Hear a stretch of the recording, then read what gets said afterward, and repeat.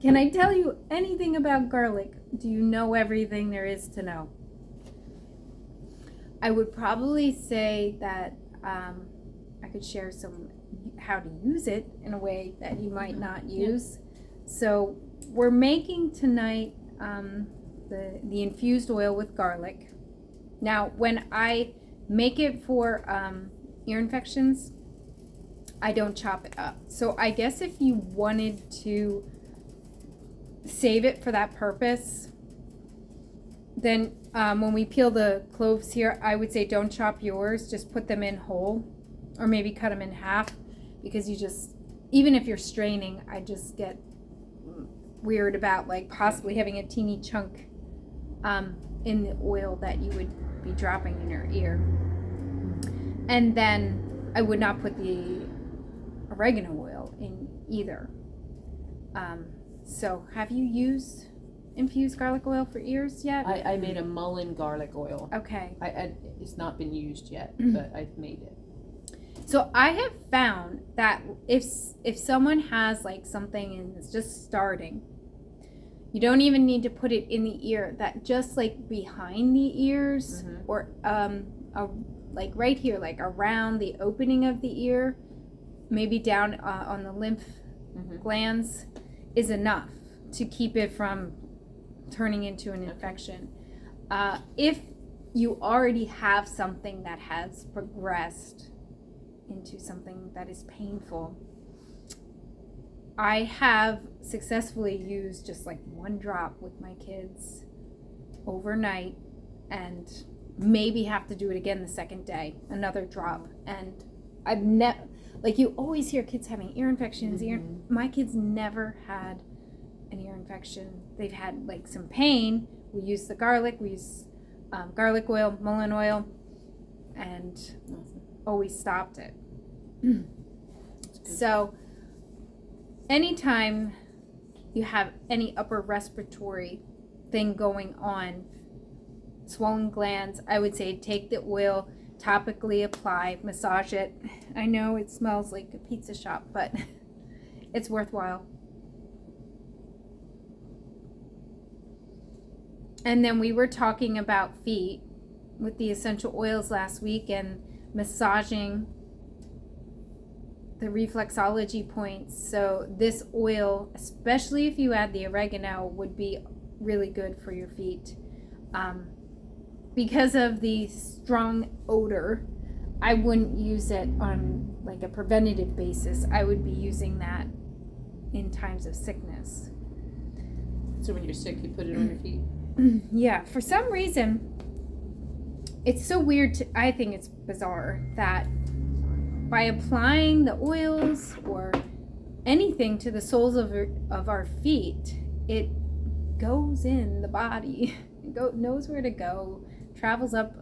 I guess it's through the bloodstream, and then targets these different onions on your feet too. I don't know. Onions. I've heard that too. Well, Dr. Christopher, when I did his schooling, he had a protocol that it was called the cold sheet treatment, and there was a whole bunch of steps, but the end part was chopping up garlic real fine, and actually he would use petroleum jelly, which I guess because of the thickness of it, it didn't slide off, and you would basically put the garlic in that, put it on your feet so it would like kind of stay, and then wrap the feet in either cloth, or I think they even use saran wrap. A lot of his like compresses, poultices, he would wrap with saran wrap to just like hold in the heat and keep the herbs still.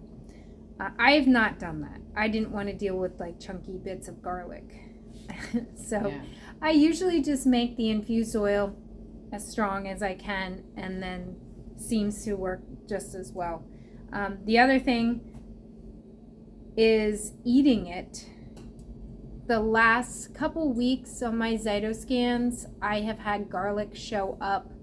I only really got sick once this winter. I'm gonna just pause this part. So applying the oil topically to the body, adding it to food, making salads.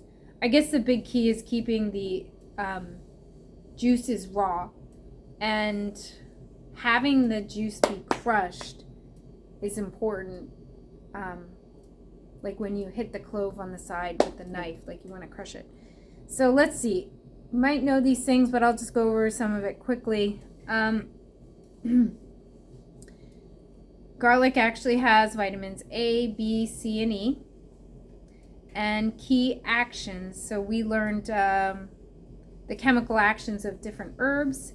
It's antibiotic, it's expectorant, it increases sweating, which diaphoretic, it lowers blood pressure, it's anti-diabetic, and expels worms. What is that? Anthelmintic.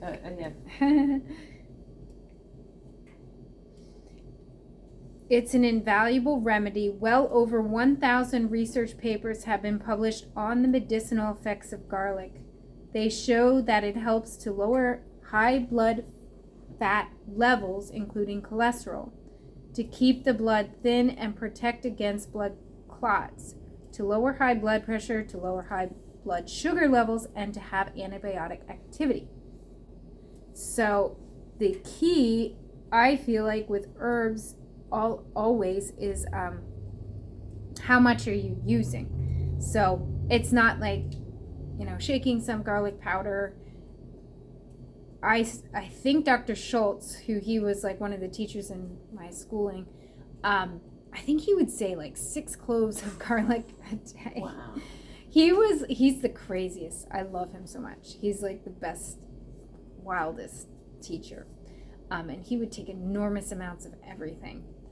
I do not do six cloves of garlic. I think I ate 2 a day when I was sick. And then normally I probably have about 1, maybe not every day, but like every other day. And then I have it in my food, but raw. I would say like 1 a day. Garlic has always been esteemed for its healing powers, and before the development of antibiotics, it was used for all manners of infection. From tuberculosis to typhoid, it was also used to dress wounds in the First World War. So it was used for all types of upper respiratory infections, colds, flu, earaches. Garlic is good for any infection in the intestinal tract, for parasites, worms. It is, again, a circulatory remedy and can be taken to reduce blood sugar levels. So, I mean, it's pretty amazing, garlic. All of what it does,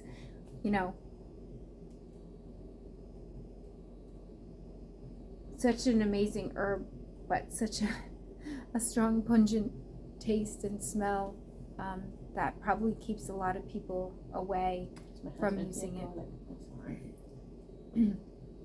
But I don't know, I think all of the ethnic cultures use tons of garlic in their home cooking.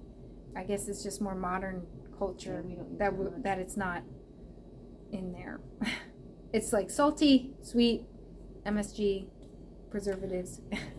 That's the flavoring. It's not strong, fresh garlic like you think of fresh salsas or tomato sauces. And I do a lot of fresh salsa. Yeah. So good. with fresh garlic. Yeah, I mean, to me that's considered fresh. You don't just have to eat the clove by itself. Yeah. Put it in like guacamole or salsa, or the oil. Guacamole and salsa. Problem is then you We use garlic. Always get organic. organic. I added a little bit of hemp oil with the olive oil into the jar. And there you go. We have the chopped up delicious garlic, some rosemary leaf, and also thyme was added. Infused goodness.